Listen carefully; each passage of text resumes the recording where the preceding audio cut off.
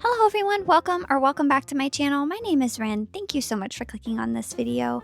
Today we're going to be painting this landscape piece. I haven't painted any landscapes in quite a while. To be honest, I've been avoiding them because I always feel very overwhelmed and like I don't know what I'm doing when I paint them, but I do want to get better at them. So we're painting one today anyway. I started this and like the whole entire process, I didn't know what I was doing, but very much I started with this guy because that's something I feel like I do semi know how to paint. So started with the sky and then moving down here to what will eventually be water. I'm sure you saw on the thumbnail, this is a mountain and then there's like a water, like a stream. I don't know if this would be a river, but like water down at the bottom of the painting. But I really wanted to challenge myself to not just exclusively use my Vintage Pastels palette, partly because I want to make sure I'm working with other colors as well, but also because anytime I've used my Vintage Pastels palette to paint a landscape, it always ends up looking a little bit like a stormy outside, like a stormy environment, which wasn't the vibe I wanted for this. But that being said, I did use some colors out of the Vintage Pastels palette. This gray I'm using on the mountain here, both shades of gray I'm using on the mountain here are from the Vintage Pastels palette. And then I do go in with some purple later that is also from the Vintage Pastels palette. Actually, I think, yeah, I'm starting to use it here. I wasn't originally planning on adding that. I just, as I was going, it felt not like I needed a pop of color for it to be something I was enjoying painting, and that's also just part of my style to add lots of color where I feel like I can. So I did end up adding purple. The mountain was very much a struggle for me to paint. I've never painted a mountain before. I felt like it was looking really terrible. By the end of the video, I'm a lot happier with how it looks. I think it turned out pretty good for my first ever mountain. I think it looks pretty good. Well, my first ever mountain in like detail. I've painted like, you know, those background mountains that are like all one shade of like blue or blue and purple, but never a mountain with any like details. So was just trying to make like jagged mountainy shadows on the mountain. And it looks like a mountain. So that I accomplished that much, but I was really unhappy at this point in the painting with how it was looking. So I like stopped working on it and moved on to painting the clouds because I know how to paint clouds. I've done those tons of times. So I ended up using also the 2 shades of blue from my Vintage Pastels palette in the clouds. I do go in with some of the purple like on the bottom of them as well. I wish I would have added more purple to the clouds. I think that would have looked nice. But I do like how these turned out. I feel like they turned out pretty good, and I feel like clouds are pretty easy to paint. You just make like swirls.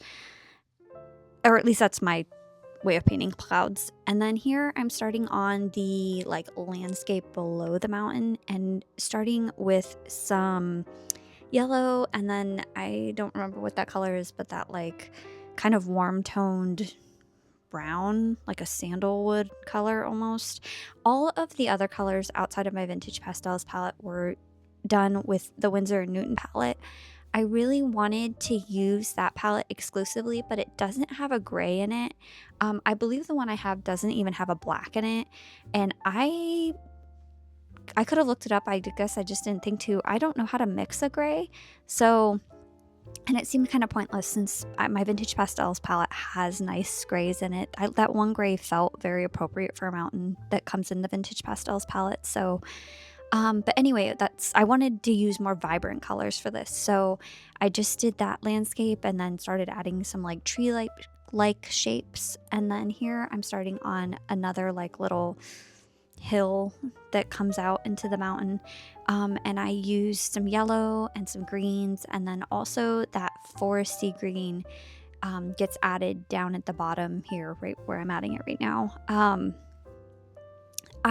One thing I will say I noticed, and it's funny because I used to do this when I was painting people, I'm realizing that when I'm not sure what I'm doing, I paint my colors very, very light, and then I have to go in later and darken them, which you will see me do later. But here I'm just painting trees. This is like the most simple way to paint trees that I know of, where you just make a line and then just like make squiggly marks with your brush. I feel like this is kind of like a you can't mess it up kind of way of painting trees. So I was just painting some trees to add some depth. And I do go back in later, along with darkening all of the grass colors. I do go back in later and darken the trees and add some more definition. Here I'm just laying down all my flat colors. I wanted to make sure I had all my flat colors down on the page. And I was starting to add details here to this part of the grass, which was actually pointless because, like I already said, I go back in later and darken them all down. One thing I wish I would have done though, before I painted like the trees at the base of the mountain, I wish I would have laid down all my flat colors on the page, because I think I would have realized I needed to darken and make the colors at the base of the mountain, that like field at the base of the mountain, darker as well.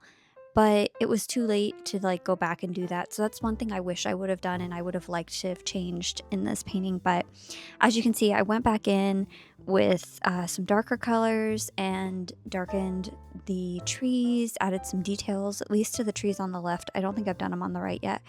And then here I'm adding some more darker shades of blue to the river, just to make the page and the painting more vibrant, because it felt very washed out, which was not the vibe I wanted.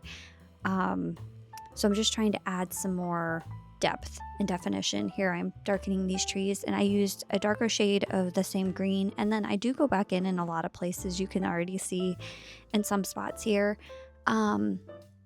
with the purple, because I wanted the purple to be all throughout the painting. It felt like it was out of place when it was just on the mountains and the clouds, so I added some purple to the trees like I'm doing here.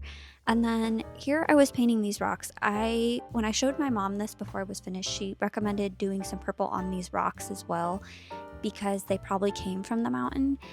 And when thinking about that, I wish I hadn't painted them this like warm brown. So when I started painting them and adding some definition, I used a gray, which I didn't know if that was going to be a terrible decision, and thankfully it wasn't, and I don't regret doing it. But then I also went over that gray with some purple to really help bring in some more of those colors from the actual mountain down into the front of the painting. And I'm really happy that that was a good decision and it didn't look really terrible. And then I kept trying to work on the water. I'm not really happy with how the water turned out, but that's okay. And then going back in and re-adding all those details that I painted over, and then using my Posca pen to add like little patches of flowers. I don't do this on camera, but I do go back and I add some like little yellow to the tops of the flowers to kind of really emphasize that they're meant to be flowers. And then just adding some highlights around the base of the rocks and the water. And then also on the trees, there was no logic behind adding the highlights to the trees or the rocks. I just felt like the pop of white would be nice, but this is how it turned out.